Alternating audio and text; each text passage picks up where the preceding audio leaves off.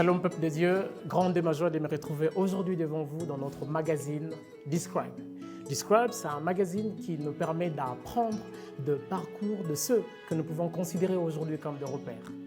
À l'occasion de son sexagénaire, il a plu au Seigneur de nous accorder l'opportunité d'apprendre de la vie d'un homme dont le parcours est une leçon de foi, de courage, de persévérance, de détermination, mais aussi de grandeur dans la grâce.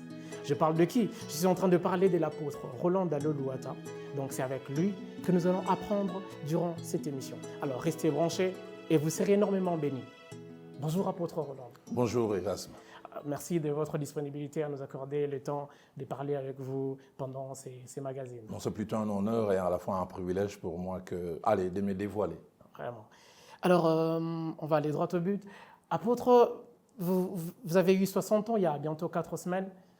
Plusieurs personnes connaissent l'apôtre Roland Dallot, les pasteurs, ils ont suivi vos prédications, mais ils veulent quand même savoir c'est qui Roland Dallot en vrai. Il est né d'où? Il vient d'où? Qui sont ses frères? Où il a grandi? On veut savoir de vous qui vous êtes réellement.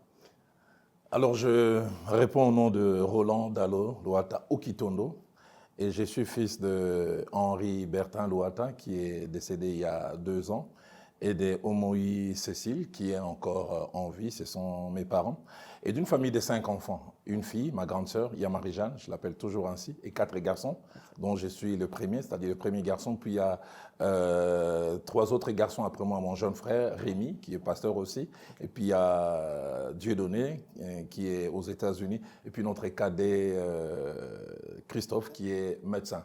Donc, d'une famille de 5 enfants, une fille, l'aîné, 4 garçons, dont je suis le premier. Né à Wembonyama, au centre du Congo, dans l'actuel Sankoro, un certain 6 mars exactement, 1964. Donc voilà un peu ce que je peux dire de ma famille et mes origines. Et où avez fait vos études secondaires, primaires? Alors déjà, je voudrais peut-être apporter 1 ou 2 informations. Je suis né à l'époque, quand on était tout petit, on les appelait les Baouta. Donc moi, je ne suis pas né à Kinshasa. Je suis né à Wembonyama.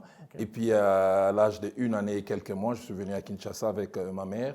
Ma mère me dit c'est juste, je pense, 1 ou 2 mois avant que Mobutu ne fasse son coup d'État de novembre 65 et qu'il prenne le pouvoir. Et j'ai grandi à Kitambo, pas très loin de là où j'habite aujourd'hui. Et puis en 69, nous sommes allés à Bandal. Nous avons habité sur Nzobé, 42. J'ai encore tous les souvenirs. Là, il y a bloc commercial aujourd'hui, mais bon, ce n'était pas ce qu'il y a aujourd'hui. Donc, j'ai premièrement grandi à Bandal, de 69 jusqu'à 76. Et puis de 76 jusqu'à ce que je me marie en 92. C'est à Lausanne. Allez, mes études, je les ai faites principalement à 3 endroits. Allez, je dirais 2, mais puis il y a eu une sorte de petite parenthèse. Toute mon école primaire, je l'ai fait à l'Athénée de la Gombe, Athénée des Kalina, à l'époque où j'ai commencé depuis 69.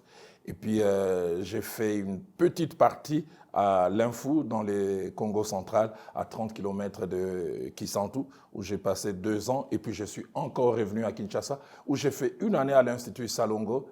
Et puis après, je suis retourné encore à mon école, l'Athénée des Kalina, l'Athénée de la Gombe, où j'ai décroché mon diplôme d'État en 82. Donc,